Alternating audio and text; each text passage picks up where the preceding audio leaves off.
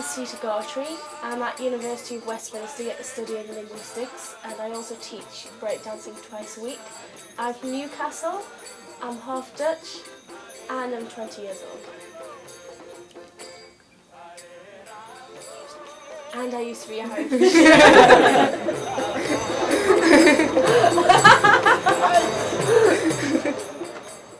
I lived in Amsterdam until I was 1, although I was born in England. And not that I remember, there was always photos of gods and deities everywhere. Then I moved to Newcastle when I was 6 for the purpose of, there was a Hare Krishna temple there. So we used to go there every Sunday, and I used to really enjoy going there every Sunday. It would just be dancing and singing and eating really nice food. And it would be a big community, like a big family, and everyone was like really like good people you could trust to be around. Hare Krishnas are similar to Hindus, apart from they worship only one of the gods as opposed to all of them in Hinduism, and that god is Hare Krishna. Krishna means the most attractive. Of course, Krishna then comes as, like avatar. Avatar means he who descends, and he comes in different, forms. I was brought up living with my mum and my sister, and the way it affected our family, I guess we were always really close. I can't remember what I understood as a child, but I think I remember thinking Hare Krishna is God, and that God is within everyone, and I always was very, very happy as a child, and like full of life, and trusted everything, quite naive, and thought everything's God and everyone's brilliant. The benefits of growing up as a Hare Krishna are that not only are you nourishing yourself materially, which is what our modern society does, but you're nourishing your spiritual needs, which modern society is kind of largely oblivious to a lot nowadays, secular society. So I would say the advantages are that you satisfy yourself in a very deep, fundamental kind of way, so that you can then live a more wholesome, productive, and ultimately spiritual way of life, I used to go to the Hare Krishna temple from when I was 6 years old until I was about 8 or 9. I was always a lot happier than all the kids at school, than anyone I know. They used to call me Smiler, because I used to smile so much. And people at school didn't really know I was a Hare Krishna. I didn't want to tell them because, especially Newcastle compared to London, it's not as multicultural, and children didn't really understand other cultures, so I kept it quite a secret. It wasn't my own choice to leave the religion. My mum started following an Indian guru called Sai Baba, who is believed to be God by millions of people around the world. So we moved from the Hare Krishna temple and started going every Sunday to Sai Baba meetings. I didn't feel forced into a religion because my family weren't that religious.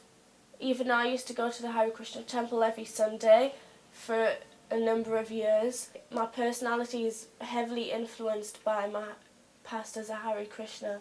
For instance, I feel that I care a lot for the environment, and because I don't know whether subconsciously I still believe this, but I was told to believe that God is within everything and everyone, so caring for the environment means a lot to me, and I love doing gardening when I go home, and I recycle everything, and also my personality.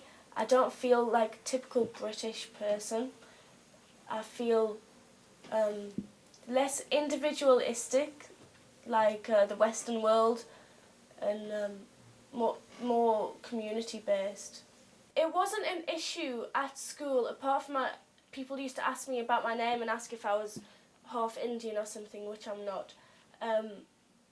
But then it affected me bringing friends round to the house, because we used to have lots of pictures of God up on the walls, and I didn't want them to see that because they wouldn't understand, and as a child I didn't really know how to explain, and I thought I might have been like secluded socially because of it.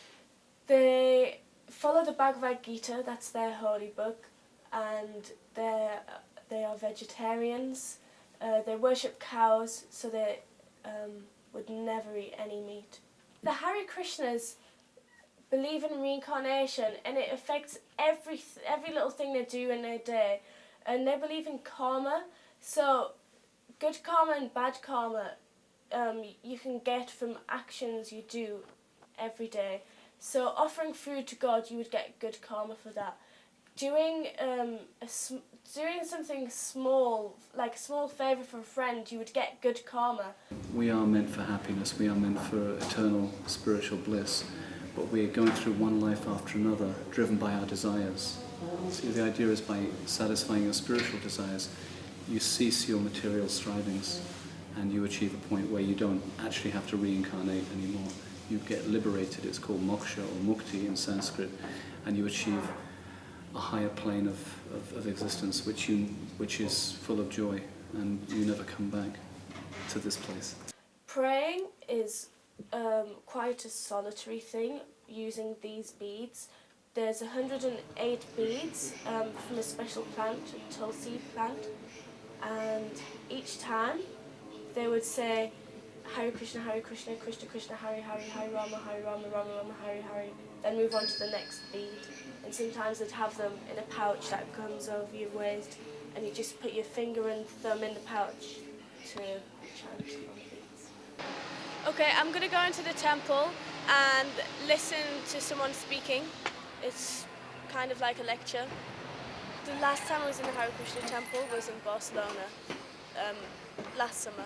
I'm expecting everyone to be really happy and welcoming and friendly and looking forward to it.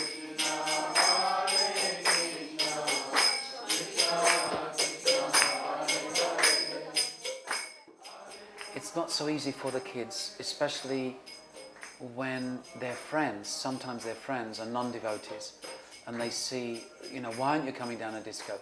Why won't you eat a McDonald's? Why won't you have a gin and tonic, as they start to get older or whatever. So it's a big test for them, but I think that the struggle makes you strong. If the struggle is not too overwhelming, then I think the struggle makes you strong, and it creates moral fibre. So, Sita, what did you think of the class that you just attended? Today's class, I didn't find I got too much knowledge from. It was things I've heard before. It wasn't a very long class. I was thinking back to when I used to be clapping and singing and really happy about it. I don't find myself smiling as much as I used to when I was a kid.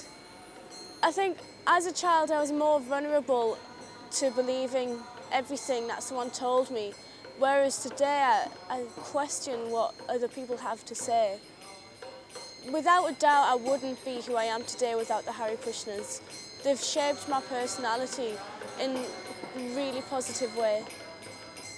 If I didn't have any previous knowledge of Hare Krishna consciousness, I would find my life today more of a struggle, more negative. I feel like because of the Hare Krishnas I'm more of a positive person. I try as much as possible to think good things about everything and everyone, and to see God in everything, and care more for the world.